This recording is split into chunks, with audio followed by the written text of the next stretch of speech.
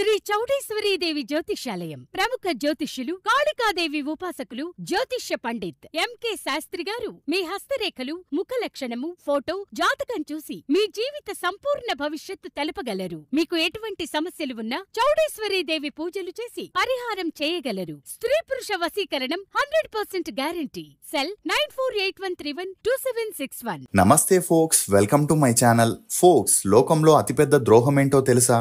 ఒకరిపై అబద్ధపు ప్రేమను చూపి అదే నిజమైన ప్రేమని నమ్మించి మోసం చేయడమే.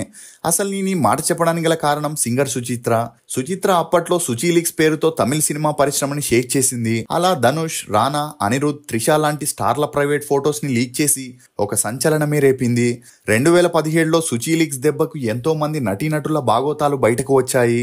ఇక ఆ తర్వాత సైలెంట్ అయిన సుచిత్ర ఉన్నట్టుండి రీసెంట్ గా ఒక ఇంటర్వ్యూలో పాల్గొని తనకి సుచీలిక్స్ కి ఎలాంటి సంబంధం లేదని, ఆ ఫొటోస్ వీడియోస్ ని తన భర్త కార్తిక్ కుమార్ ధనుష్ తో కలిసి రిలీజ్ చేశాడని చెప్పడంతో అందరూ షాక్ కి గురయ్యారు. Suchitra Ramadorai alias RJ Suchitra. ఈమె 1974 ఆగస్టు 14న తమిళనాడులోని చెన్నైలో ఒక మధ్యతరగతి బ్రాహ్మణ కుటుంబంలో జన్మించింది. తండ్రి రామదొరై, తల్లి పద్మజ. ఈమెకు సునీత అనే చెల్లెలు కూడా ఉంది. ఇక సుచిత్ర తండ్రి ప్రైవేట్ కంపెనీలో జాబ్ చేస్తే తల్లి చిన్నపిల్లలకి మ్యూజిక్ నేర్పించేది. అలా సుచిత్ర తల్లి ఆ పిల్లలతో పాటే తన ఇద్దరు కూతుర్లకు కూడా మ్యూజిక్ ని నేర్పించింది. ఇక సుచిత్రకి మ్యూజిక్ మీద ఉన్న పట్టును చూసి తన తల్లి ఎలాగైనా కూతుర్ని సినిమాల్లో సింగర్ చేయాలనుకుంది. ఇదిలా ఉంటే సుచిత్ర తన స్కూలింగ్ ని చెన్నైలోని ప్రైవేట్ స్కూల్లో చదివింది. చదువుల్లో చురుగ్గా ఉన్న సుచిత్ర బాగా చదివి ఫారెన్ కి వెళ్లి జాబ్ చేసి అక్కడే సెటిల్ అవ్వాలనుకుంది. ఇక అలా ఎప్పుడైతే తన ఇంటర్ పూర్తయిందో బీఎస్సీ డిగ్రీ కోసం త్రివేంద్రంలోని మారివేనియస్ కాలేజీలో జాయిన్ అయింది. అలా ఒకవైపు చదువుకుంటూ మరోవైపు అనేక కల్చరల్ ప్రోగ్రామ్స్ లో కూడా పాల్గొని తన సింగింగ్ స్కిల్స్ తో ప్రైజెస్ ని కూడా విన్ అయ్యేది. అంతేకాకుండా ఫ్రెండ్స్ అందరూ ఈమె వాయిస్ ని పొగడడంతో నిదానంగా సుచిత్ర సింగర్ అవ్వాలని, సినిమాల్లో పాడి ఫేమస్ అవ్వాలనుకుంది. ఇదిలా ఉంటే తన డిగ్రీ పూర్తవగానే కోయంబత్తూరులోని పిఎస్జి ఇన్స్టిట్యూట్ ఆఫ్ మేనేజ్మెంట్ లో ఎంబీఏ కోర్సులో జాయిన్ అయింది. ఇక అలా ఎంబీఏ చదివేటప్పుడు అక్కడ ఉన్న కొంతమంది తోటి సింగర్స్ తో చేరి ఒక మ్యూజిక్ బ్యాండ్ ని స్టార్ట్ చేసింది. అలా ఆ బ్యాండ్ ద్వారా అనేక ప్రోగ్రామ్స్ చేస్తూ కొన్ని ఆల్బమ్ సాంగ్స్ ని కూడా పాడినా అవి అంతలా ఫేమస్ అవ్వలేదు. ఇక అలా రోజు రోజుకి వీరి బ్యాండ్ కూడా క్రేజ్ తగ్గడంతో సుచిత్ర ఆ మ్యూజిక్ బ్యాండ్ కి ఫుల్ స్టాప్ పెట్టేసి చదువులపై దృష్టిని సారించింది. ఇదిలా ఉంటే సుచిత్ర ఎప్పుడైతే ఎంబీఏని పూర్తి చేసిందో సైఫై అనే కంపెనీలో జాబ్ లోకి జాయిన్ అయింది. అలా తను చేస్తున్న ఆ జాబ్ 1 yearకే బోర్ కొట్టడంతో ఆ జాబ్ కి రిజైన్ చేసింది. ఇదిలా ఉంటే 2001లో చెన్నైలో రేడియో మిర్చి కొత్తగా స్టార్ట్ అవ్వడంతో అందులో ఆర్జేలు కావాలని పేపర్లో అడ్వర్టైజ్మెంట్ ఇవ్వగా అది చూసిన సుచిత్ర ఆర్జేగా తన లక్ ని ట్రై చేయాలనుకుంది. అలా ఆడిషన్కి వెళ్ళగా ఈమె వాయిస్ చాలా బోల్డ్ అండ్ స్వీట్ గా ఉండడంతో ప్రోగ్రామ్ హెడ్ సుచిత్రని ఆర్జేగా సెలెక్ట్ చేశాడు. ఇక ఆ షో పేరు హలో చెన్నై. అలా ఆ షోలో సుచిత్ర మాట్లాడే స్టైల్ కి మధ్యలో వేసే పంచులకి యూత్ లో బాగా ఫ్యాన్ ఫాలోయింగ్ వచ్చింది. అంతేకాకుండా యూత్ అందరూ ఈమెను ఒక్కసారైనా చూడాలి అనే అంతలా ఆ వాయిస్ కి ఫిదా అయ్యారనే చెప్పొచ్చు. ఇక ఈమె వాయిస్ కొంతమంది మూవీ డైరెక్టర్స్ కి, ప్రొడ్యూసర్స్ కూడా నచ్చడంతో సుచిత్రకి డబ్బింగ్ ఆర్టిస్ట్ గా కూడా ఛాన్స్ ఇవ్వడం మొదలెట్టారు. అలా ఒకవైపు డబ్బింగ్ చెప్తూనే మరోవైపు ఆర్జేగా బిజీగా ఉండేది. ఇక సుచిత్రకి సింగర్ అవ్వాలనే ఆశ ఉన్నప్పటికీ సరైన సమయం కోసం వెయిట్ చేస్తున్నప్పుడే మ్యూజిక్ డైరెక్టర్ హారిస్ జయరాజ్ కొత్త సింగర్స్ కోసం వెతుకుతున్నాడనే వార్తని సుచిత్ర ఒక మేనేజర్ ద్వారా తెలుసుకొని అతన్ని కలవగా హారిస్ కి ఈమె వాయిస్ నచ్చడం, అందుకు తోడు సుచిత్ర పాపులర్ ఆర్జే అని తెలుసుకొని త్రిష మొదటి మూవీ లేసా లేసాలో సుచిత్రకి ఒక పాట పాడే ఛాన్స్ ఇచ్చాడు. అలా ఈమె సింగర్ గా తన అరంగేట్రం చేసిందనే చెప్పొచ్చు.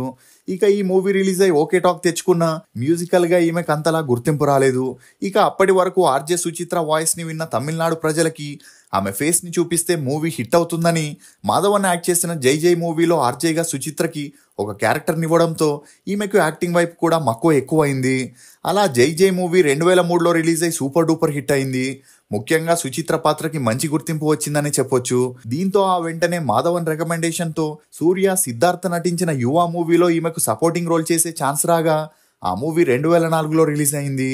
కానీ యాక్టర్ అవ్వాలంటే ఇండస్ట్రీలో ఉండే కాస్టింగ్ కౌచ్ సమస్యల్ని ఎదుర్కోవాల్సి వస్తుందని సుచిత్ర ఆ తర్వాత యాక్టింగ్ కి ఫుల్ స్టాప్ పెట్టేసి సింగింగ్, డబ్బింగ్ వైపు మక్కువ చూపింది. ఇదిలా ఉంటే హారిస్ జయరాజ్, యువన్ శంకర్ రాజాతో పెరిగిన మంచి పరిచయం కారణంగా సుచిత్ర అతి తక్కువ సమయంలోనే తమిళ్లో స్టార్ సింగర్ గా ఎదిగింది. అంతేకాకుండా పోకిరి సినిమాలో 2 పాటల్ని పాడించడం ద్వారా మణిశర్మ గారు సుచిత్రని తెలుగులోకి తీసుకొచ్చారు. ఇక అలా యువ మూవీ చేసే సమయంలో అందులో ఒక సపోర్టింగ్ రోల్ చేసిన కార్తిక్ కుమార్ అనే ఆర్టిస్టుతో సుచిత్రకి మంచి పరిచయం పెరిగి ఆ పరిచయం కాస్త సన్నిహిత్యంగా మారి వీరిద్దరూ ప్రేమలో పడ్డారు. ఇక కార్తీక్ కుమార్ చెన్నైలోనే పుట్టి పెరిగి శ్రీ వెంకటేశ్వర కాలేజీలో తన బీటెక్ని పూర్తి చేసి జాబ్ చేయడం ఇష్టం లేక సినిమాల్లోకి వెళ్లాలని దొరికిన ఉద్యోగాన్ని కూడా వదిలేశాడు. ఇక ఇతని ఫ్యామిలీ ఆర్థికంగా చాలా బలంగా ఉండడంతో పేరెంట్స్ కూడా ఇతనికి సపోర్ట్ చేయడం మొదలెట్టారు. దీంతో సినిమా ఇండస్ట్రీలో తన లక్ని పరీక్షించుకోవాలని ట్రై చేస్తున్నప్పుడే 2000 సంవత్సరంలో సఖీ మూవీలో చిన్న పాత్ర చేయడం ద్వారా తన సినీ అరంగేట్రం చేయడం జరిగింది. ఇక అలా కొడుకు చిన్నా చితక పాత్రల్ని చేయడం చూడలేక కార్తీక్ తండ్రి ప్రొడ్యూసర్ గా పిసి శ్రీరామ్ డైరెక్షన్ లో కార్తీక్ ని హీరోగా వానం వసుపడు అనే మూవీని చేయగా, ఇక ఆ మధ్యలోనే యువ మూవీ చేసేటప్పుడు సుచిత్రతో పెరిగిన మంచి అండర్స్టాండింగ్ కారణంగా తనకంటే 3 ఏళ్లు పెద్దదైన సుచిత్రని కార్తీక్ పెళ్లి చేసుకోవాలనుకున్నాడు. ఇక ఇందుకు సుచిత్ర తల్లిదండ్రులు మాత్రం ముందుగా కెరియర్లో అటు ఇటుగా ఉన్న కార్తీక్తో పెళ్లికి ఒప్పుకోలేదు. కానీ సుచిత్ర పట్టువదలని విక్రమార్కుడిలా పట్టుబట్టుకొని ఉండడంతో వేరే దారి లేక వీరి పెళ్లికి ఒప్పుకొని 2005లో సుచిత్రకి కార్తీక్కి ఘనంగా పెళ్లి జరిపించారు. ఇక ఆ పెళ్లి తర్వాత ఒకవైపు కార్తీక్ సినిమాల్లో హీరోగా సెకండ్ హీరోగా చేస్తూ దూసుకుపోతుంటే, మరోవైపు సుచిత్ర స్టార్ హీరో మూవీస్ లో సాంగ్స్ పాడుతూ బిజీ అయింది. ఇక అలా ఎప్పుడైతే సుచిత్ర అతడు మూవీలో సింగర్ రంజిత్ తో కలిసి పాడిందో అప్పటి నుండి వీరిద్దరికి మంచి పరిచయం పెరిగింది. అలా పరిచయం కాస్త నిదానంగా సన్నిహిత్యంగా మారి మన్కథ, గోవా, తోలా అనే మూవీస్లో కలిసి పాడేవారు.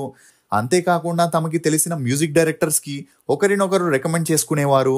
ఇక అలా వీరిద్దరి విషయం అప్పట్లో మీడియాలో హల్చల్ అవ్వడంతో ఇదే విషయంపై సుచిత్ర భర్త సుచిత్రని నిలదీయగా ఏం చేయాలో తెలియని సుచిత్ర తన భర్తతో విడాకులు కావాలని అందరి ముందు అవమానిస్తున్నాడని చెప్పడంతో సుచిత్ర కార్తీక్ మధ్య గొడవలు ఎక్కువయ్యాయి.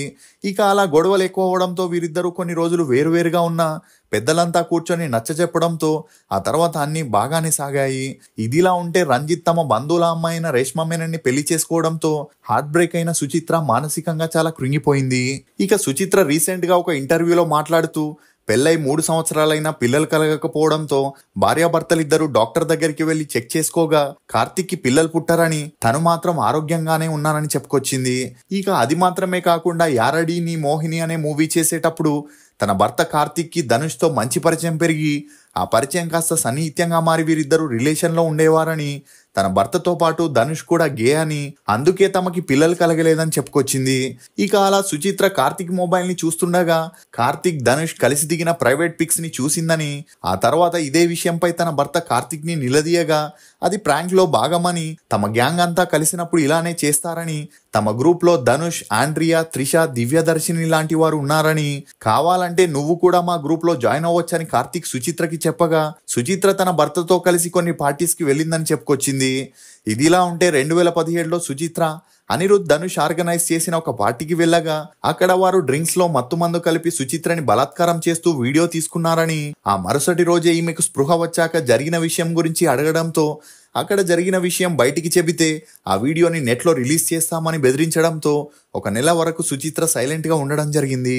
ఇక ఉన్నట్టుండి సుచిత్ర తన చేతికి కాళ్ళకి తగిలిన గాయాల పిక్స్ ని ట్విట్టర్ లో అప్లోడ్ చేస్తూ ధనుష్ మరియు అనిరుద్ తను స్పృహ కోల్పోయినప్పుడు బలాత్కారం చేశారని పోస్ట్ చేయడంతో ఒక్కసారిగా ఇండస్ట్రీ మొత్తం ఉలిక్కి పడింది.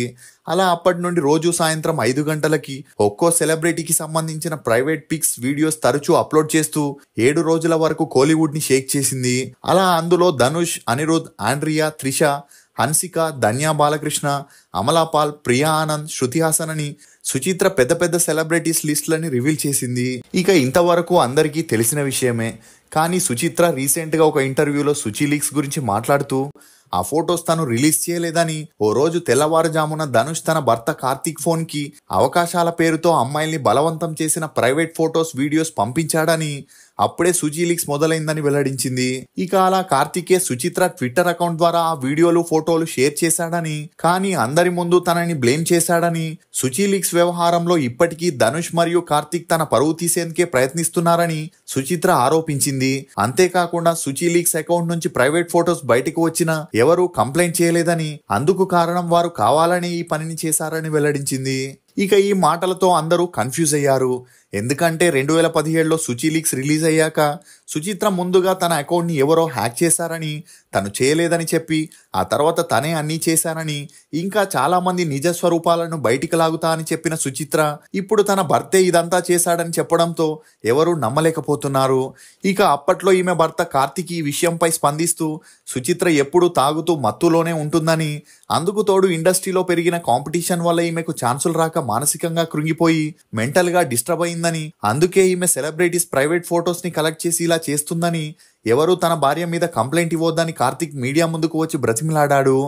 కానీ రీసెంట్ ఇంటర్వ్యూలో సుచిత్ర చెప్పినట్టు ధనుష్ గ్రూప్లో కార్తిక్ ఉండడం వల్ల ఆ గ్రూప్లో ఉన్న హీరోయిన్స్ మరియు కొంతమంది ఆర్టిస్టుల ప్రైవేట్ పిక్స్ షేర్ చేసుకోవడంతో కార్తిక్కి ధనుష్ మీదున్న జెలస్తో సుచిత్ర అకౌంట్ ద్వారా ఈ ఫొటోస్ని రిలీజ్ చేసే ఛాన్సెస్ ఎక్కువగా ఉన్నాయని సినీ విమర్శకులు తమ అభిప్రాయాలను వ్యక్తం చేస్తున్నారు. ఇదిలా ఉంటే కార్తిక్ సుచిత్ర చెల్లెలైన సునీతతో 2012 నుండి ఎఫ్ఐఆర్ నడిపేవాడని, అలా 5 ఏళ్లుగా సీక్రెట్గా రిలేషన్ని మెయింటైన్ చేశాడని, ఒకసారి సుచిత్ర వీరిద్దరిని రెడీ హ్యాండెడ్గా పట్టుకోవడంతో హార్ట్ బ్రేక్ అయిన సుచిత్ర కార్తిక్తో 2017లో విడాకులు తీసుకొని తమ 14 ఏళ్ల వివాహ బంధానికి ఫుల్ స్టాప్ పెట్టిందని చెప్పుకొచ్చింది. అంతేకాకుండా అప్పట్లో సుచి లీక్స్ విషయం పెద్దదవ్వడంతో సుచిత్ర చెల్లెలు సునీత మీడియా ముందుకు వచ్చి సుచిత్రకి చిన్నప్పటి నుండి మెంటల్గా కాస్త ప్రాబ్లం ఉందని, తను ఉన్నది లేనట్టు లేనిది ఉన్నట్లు ఊహించుకుంటుందని, మెంటల్ స్టెబిలిటీ కోల్పోవడం వల్లే ట్రీట్మెంట్ ఇప్పించడానికి యూకేకి పంపిస్తున్నట్లు చెప్పుకొచ్చింది. ఇక అలా 2017 తర్వాత సుచిత్ర గురించి వార్తలు ఎక్కడా బయటికి రాలేదు కానీ 2020లో తమిళ్ బిగ్ బాస్ సీజన్ 4లో సుచిత్ర ఎంట్రీ ఇవ్వడంతో ఈమె ఫ్యాన్స్ అందరూ సర్ప్రైజ్గా ఫీల్ అయ్యారు. అలా బిగ్ బాస్లో ఎంటర్టైన్ చేసిన సుచిత్ర 49 రోజుల తర్వాత ఎలిమినేట్ అయింది. ఇక 2017 నుండి 2020 వరకు సుచిత్రకి ఎలాంటి ఛాన్సులు రాకపోయినా బిగ్ బాస్ హౌస్ నుండి బయటకు వచ్చాక వస్తాయని అందరూ అనుకున్నారు.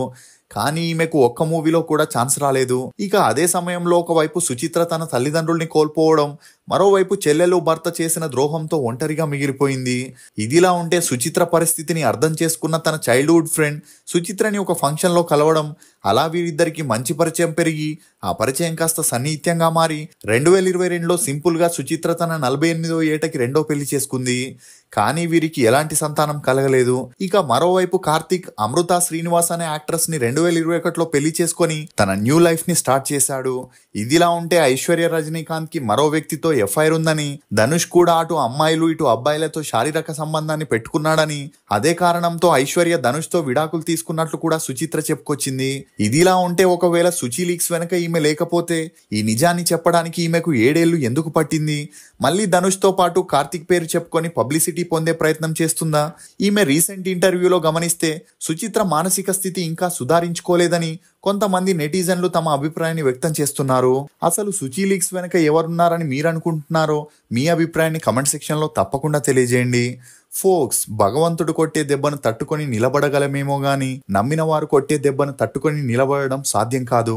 ఇది ఫోక్స్ సుచిత్ర గురించి కొన్ని నమ్మలేని నిజాలు. ఈ వీడియో మీద మీ అభిప్రాయాన్ని కమెంట్ సెక్షన్ లో తప్పకుండా తెలియజేయండి. మేము చేసిన ఈ వీడియో మీకు నచ్చినట్లయితే ఒక లైక్ ద్వారా మీ సపోర్ట్ ని మాకు తెలియజేయండి. For more interesting videos please subscribe to CR voice. Thank you.